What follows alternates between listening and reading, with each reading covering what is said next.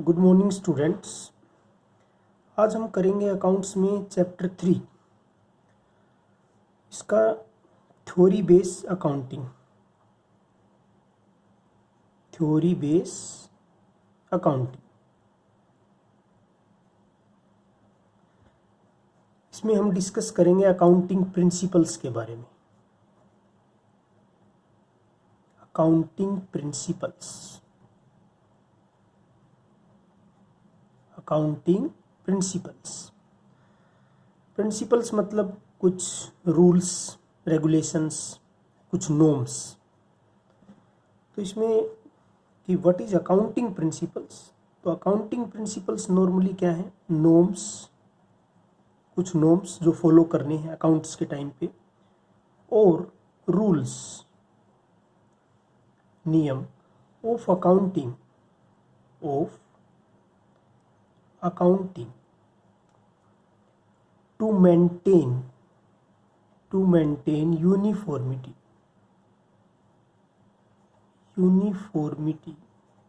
in the books of account।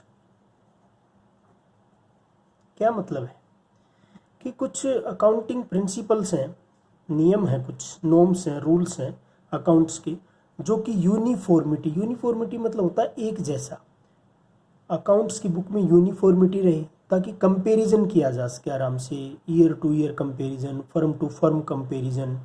जो financial statements हैं उनमें यूनिफॉर्मिटी बनी रहे, एक रूपता बनी रहे, इसलिए कुछ अकाउंटिंग प्रिंसिपल्स दिए हुए हैं, कुछ जनरेट किए गए हैं, मैनमेड हैं, हालांकि सारे ही, कोई नेचुरल नहीं है इसके अंदर। तो उसको हम डिस्कस करेंगे कि क्या है, किस कौन कौन से ऐसे प्रिंसिपल्स हैं जो अकाउंट्स में फॉलो हो रहे हैं। तो एक बात, अगर इनकी बात करें इन अकाउंटिंग प्रिंसिपल्स की, तो इनकी 3 फीचर्स मेन है। पहली जो फीचर्स है वो ये है कि ये मैन मेड है। क्या है ये? मैन मेड है, मानव निर्मित है। अकाउंटिंग प्रिंसिपल जो है वो नेचुरल नहीं है, मानव निर्मित है, सुविधा के हिसाब से कि हमें अकाउंट में ये इन्फॉर्मेशन चाहिए, इस टाइप का अकाउंट होना चाहिए, मैन मेड है। जैसे कि डेबिट क्रेडिट वर्ड दिया, किसने दिया? मैन ने दिया। ये असेट्स हैं, ये लाइबिलिटीज़ हैं, फिर मैंने बताया कि भाई ये करंट लाइबिलिटी हैं, ये करंट असेट्स हैं, ये कैश है। तो ये सारी चीज़ें अकाउंट्स में जो है वो मैन मेड है, अकाउंटिंग प्रिंसिपल्स के जो भी हैं। Second one is flexible.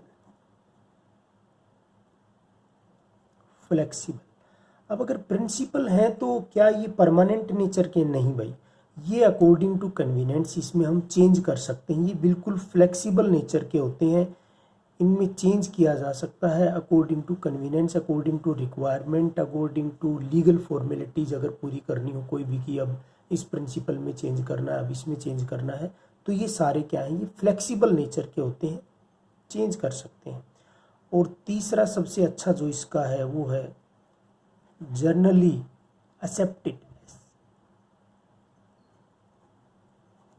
Accepted.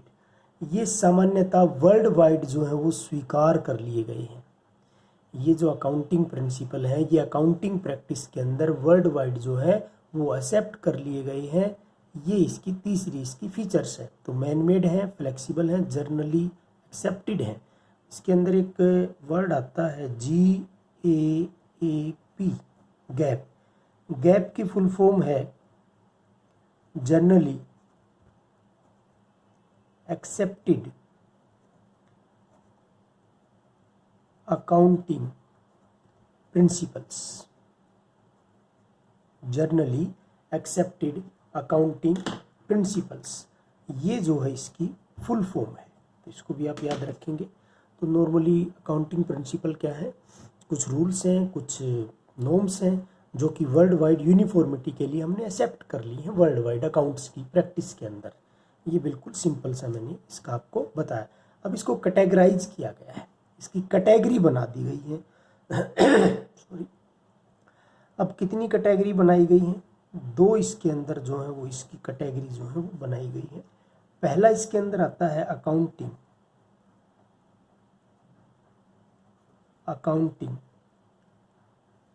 concepts, and second one is accounting conventions. दो तरीके से इसको, इन प्रिंसिपल्स को दो पार्ट में हम नॉर्मली स्टडी करते हैं। First one is accounting concepts, second one is accounting conventions. अब ये कंसेप्ट क्या है? कंसेप्ट मतलब अजम्पशंस, फंडामेंटल अजम्पशंस है। कौन सी अजम्पशंस है? Fundamental assumptions, fundamental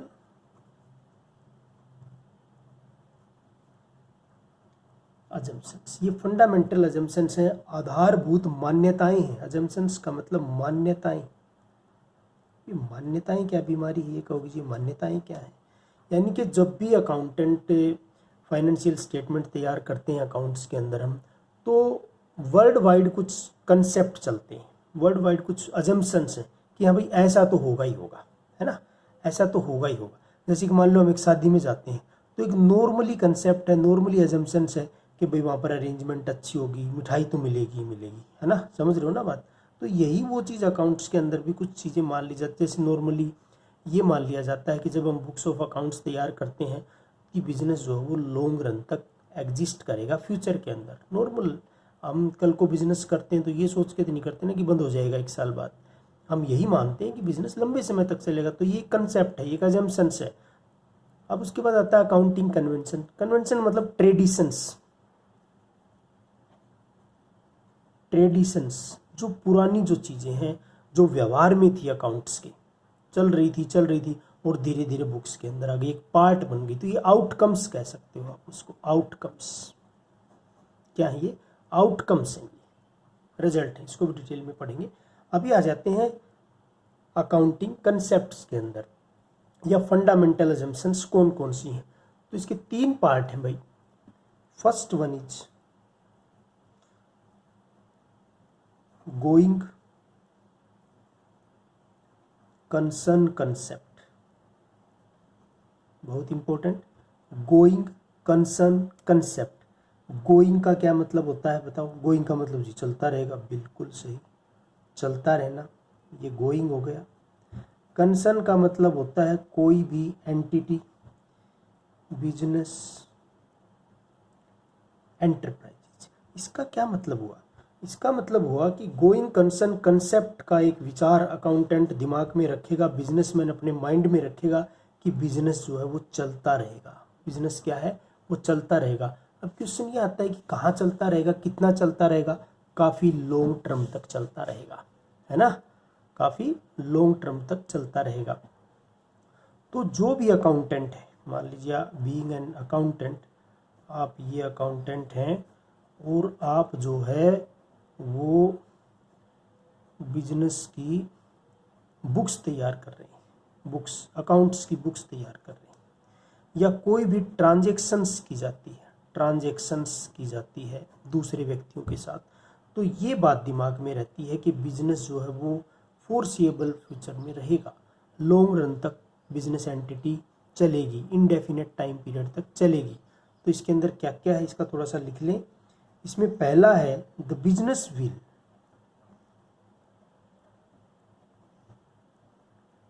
business will continue, समझाऊंगा मैं इसको, continue for indefinite time period, indefinite time period in future, and there is no intention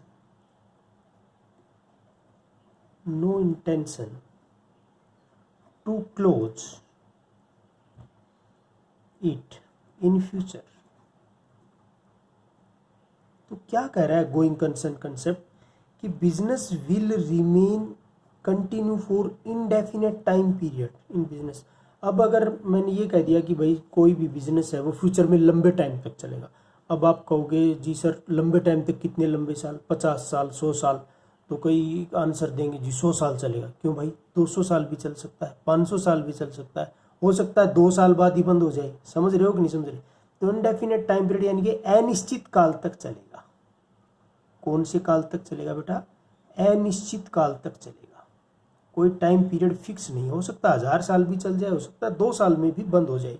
तो पहला गोइंग कंसर्न कंसेप्ट है, इसमें अकाउंटेंट या मालिक या ओनर ये दिमाग में रखता है अपने कि जो बिजनेस है वो इनडेफिनेट टाइम पीरियड तक या अनिश्चित काल तक फ्यूचर में चलेगा, और कोई भी ऐसा इंटेंशन, कोई ऐसा इरादा नहीं है कि बिजनेस को बंद कर दिया जाए। अब क्या लॉजिक है, क्या कहना चाह रहा है? अगर मान लो आज हम किसी को उधार में माल बेचते हैं और इंटेंशन है कि बिजनेस तो बंद करना है, तो हम उधार में बेचेंगे क्या? बताओ, बिल्कुल नहीं बेचेंगे जी। अगर हम खरीद रहे हैं माल उधार में, हमने जो है 50 लाख रुपए का माल उधार में खरीद लिया किसी सप्लायर से, और इंटेंशन ये है कि इसको बेच के भाग जाएंगे, बंद करना है, तो क्या मेरे को उधार में देगा? अगर उसको पता चल गया तो बिल्कुल नहीं देगा जी। तो जो फ्यूचर की डील है वो इसी कंसेप्ट के कारण तो होती हैं। एडवांस दे देना, क्रेडिट ट्रांजेक्शन जारी जो है वो इसी कंसेप्ट के कारण चलती हैं। आप ध्यान से समझिए कि हम पढ़ क्यों रहे हैं ये चीज़ें। जो भी ये थ्योरी बेस अकाउंटिंग है, अकाउंट का बेस है, इनके ऊपर टिका हुआ है अकाउंट्स। ये कंसेप्ट दिमाग में अच्छे से क्लियर करो चीज़ों को, तभी आपको समझ में आएगा कि हाँ जी ये बात तो बिल्कुल सही है। और ये डे टू डे लाइफ में यूज़ हो रही हैं चीज़ें। गोइंग कंसर्न कंसेप्ट, हम अड़ोसी पड़ोसी से लेन देन करते हैं और करते हैं, डे टू डे लाइफ में हम व्यवहार करते हैं लोगों के साथ, तो क्या ये इस वे से ही करते हैं ना कि भाई अभी तो जीवित रहेंगे काफ़ी साल तक, दे देंगे, है ना, जिंदे जागते रहे तो पैसे भी दे देंगे वापस, किसी के लिए हैं तो, और किसी ने हमसे लिए हैं तो हम भी वापस ले लेंगे। यही चीज़ बिजनेस में है कि बिजनेस जो है वो कंटिन्यू करेगा इनडेफिनेट टाइम पीरियड तक फ्यूचर के अंदर, और कोई इंटेंशन नहीं है इसको बंद करने का। बात समझ में आई बेटा? उसके बाद अगला जो है, मैं इसका दूसरा पार्ट इसमें करता हूँ। सेकंड जो है इसके अंदर, इसकी खास बात एक और है इसी गोइंग कंसर्न कंसेप्ट के कारण, कि distinction, difference between non current and current assets as well as liabilities are made because of this concept। बहुत अच्छा पॉइंट है कि जो भी डिफरेंस है non current and current assets हो या लाइबिलिटी, मैंने आपको बताया था ना कि असेट्स के 2 पार्ट होते हैं, non current assets, current assets. इस तरह लाइबिलिटीज़ के भी 2 पार्ट होते हैं, current asset, current liability, non current liabilities. तो वो डिस्टिंक्शन क्यों किया गया? करंट असेट्स क्या है? जो लॉन्ग टर्म तक यूज होंगी, 10 साल, 20 साल, 50 साल। करंट लाइबिलिटी जो लंबे टाइम के बाद देनी है, चुकानी है धीरे धीरे। तो वो डिस्टिंक्शन किसके कारण है? वो गोइंग कंसर्न कॉन्सेप्ट के कारण ही तो है, या नहीं है? बताओ। अगर बिजनेस को ये हो कि हमने 6 महीने में बंद करना है, 6 मंथ बाद जी हमने तो बंद करना है बिजनेस को, तो फिर क्या करंट और क्या नॉन करंट भाई? हमने तो जी बिजनेस 2 महीने में ही बंद करना है, क्या करंट क्या नॉन करंट? जबकि गोइंग कंसर्न कंसेप्ट कहता है कि बिजनेस तो फ्यूचर में बहुत लंबे टाइम तक चलेगा। चलेगा कि नहीं चलेगा लंबे टाइम तक? तो इसी के आधार पे हम जो है वो नॉन करंट और करंट का डिफरेंस करते हैं कि ये करंट जो 1 साल तक यूज होगा, यानी कि कहने का मतलब 1 ईयर तक जो चीज़ें यूज होंगी, करंट असेट्स, करंट लायबिलिटी या पेड करनी, और जो आगे फिर लंबे टाइम तक चलेंगी वो किसके अंदर आ जाएंगी? नॉन करंट के अंदर आ जाएंगी। तो एक तो इसका ये बेनिफिट हुआ। अब मैं क्वेश्चन यहाँ से ये बनता है कि बताओ भाई, करंट और नॉन करंट का डिफरेंशिएशन क्यों किया गया है, किस कंसेप्ट के बेस पर किया गया है? तो आपका आंसर होगा जी गोइंग कंसर्न कंसेप्ट के बेस पर किया गया है। बिल्कुल सही। इसी तरह से जो है see, distinction between capital expenditure and revenue expenditure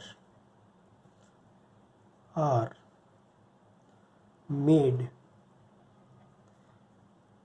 because of this concept। अब जो हमने पढ़ा था ना, रिवेन्यू एक्सपेंडिचर होते हैं, कुछ कैपिटल एक्सपेंडिचर होते हैं, हाँ जी बिल्कुल पढ़ा था। रिवेन्यू एक्सपेंडिचर वो थे जो 1 ईयर तक या डे टू डे के जो एक्सपेंसेस हैं उनको मेट करने के लिए किया जाता है, या 1 ईयर इनके बेनिफिट हमें मिल सकते हैं मैक्सिमम, या जो हमारी अर्निंग कैपेसिटी उसको मेंटेन करने के लिए रिवेन्यू एक्सपेंडिचर किए जाते हैं, salary paid, wages paid, what ever etcetera tax. फिर एक कैपिटल एक्सपेंडिचर, हाँ जी ये भी पढ़े थे, ये तो असेट्स वगैरह को परचेज करने के लिए किए जाते हैं, लॉन्ग टर्म के लिए होता है, इनका बेनिफिट बिल्कुल सही, और इसका बेनिफिट 1 ईयर का होता है, इसका लॉन्ग टर्म का होता है। तो फिर ये लॉन्ग टर्म, शॉर्ट टर्म, ये वर्ड कहाँ से आए, क्यों यूज़ कर रहे हैं? क्योंकि गोइंग कंसर्न कंसेप्ट है, बिजनेस तो बहुत जो है वो लंबे टाइम तक हमारा चलेगा, तो इस वजह से हम इसके अंदर डिस्टिंक्शन करते हैं, डिफरेंस करते हैं। यही गोइंग कंसर्न कंसेप्ट था भाई बेटा। आई होप कि आपको समझ में आया होगा। Thank you, have a nice day.